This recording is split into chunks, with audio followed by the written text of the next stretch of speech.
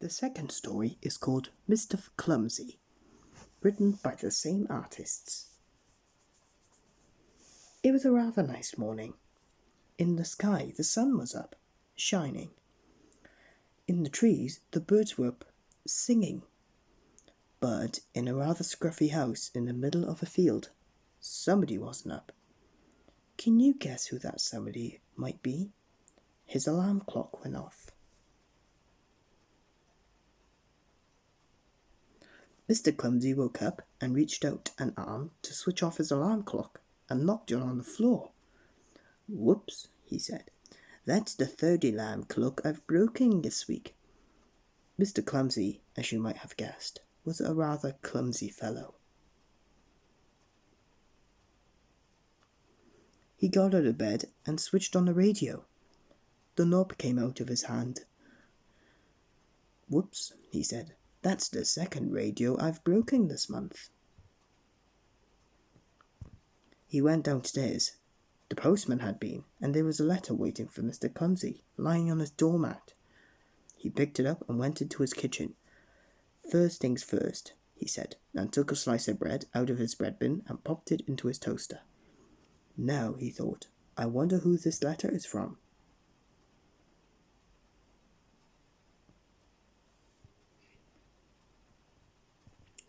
He looked at this letter in his hand, but the letter wasn't in his hand.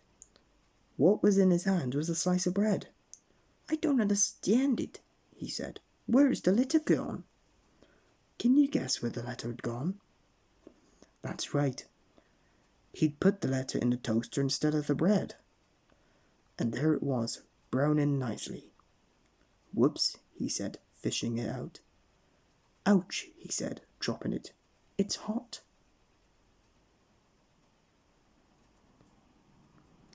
Mr. Clumsy bent down to pick the letter up, but in doing so he banged his forehead on his kitchen table, and in doing so he fell forwards and got his head stuck in the bread bin. All of which wasn't surprising, really. As we said, he was a rather clumsy fellow. In fact, he was a very clumsy fellow. Actually, he was the clumsiest person in the world.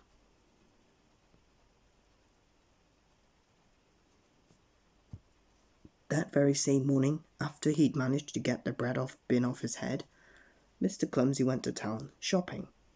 "First things first," he said, and went into the bank to get some money. And somehow, while he was in his bank, Mr. Clumsy, whilst he was writing a cheque, managed to spill ink all over the bank manager. "Whoops," said Mr. Clumsy. He went into the butcher's.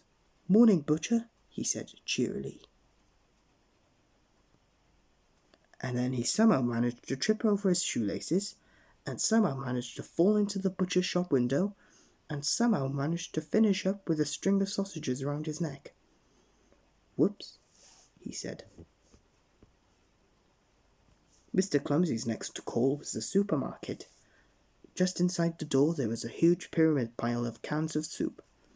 Well, you can imagine what happened, can't you? Exclaimed Mr. Clumsy. "Soup would be nice for supper." And he picked up a can. Not a can from the top of the pile. Oh no, not Mr. Clumsy. "Whoops," said Mr. Clumsy, and went on his way, rubbing his head. On his way home, he called in at the farm for some eggs, and somehow while he was crossing the farmyard, he managed to trip up, and somehow as he was falling, he managed to grab hold of the farmer, and somehow they both managed to finish up in the duck pond. Splash! "Whoops," said Mr. Clumsy. "Please," said the farmer as they sat together in the duck pond, "in future, can I deliver your eggs to you?" That's extraordinary kind of you," replied Mr. Clumsy. "Don't mention it," muttered the farmer.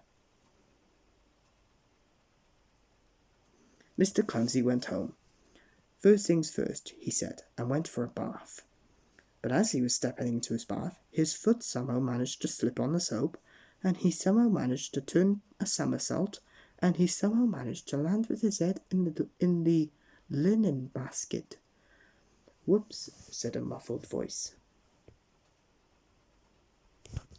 Later he went downstairs for supper. Soup from the supermarket, sausages from the butcher's, and eggs from the farm. Or rather, soup from the saucepan he had boiled over, sausages from the frying pan that had caught fire, and eggs, oh dear, very, very, very scrambled eggs. A normal Mr. Clumsy sort of supper. That was nice, he said, leaning back in his chair. Crash. Whoops, said Mr. Clumsy. I think I'd better go to bed. And he did. And that is the end of the story. Good night, Mr. Clumsy. Mr. Clumsy leaned over to the turn off his bedside light, and... oh dear. Whoops. Time for our third and final story before the lesson.